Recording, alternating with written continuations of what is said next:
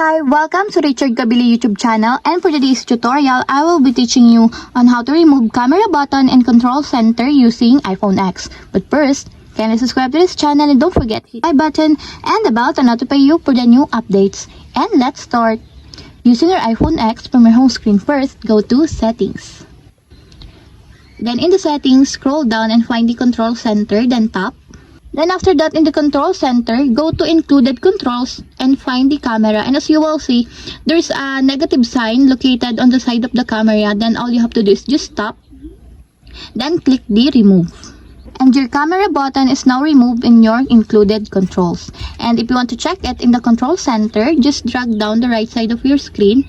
And as you will see that the camera button is now removed in your control center.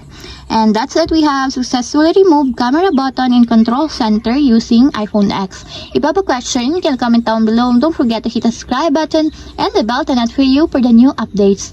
And thank you for watching.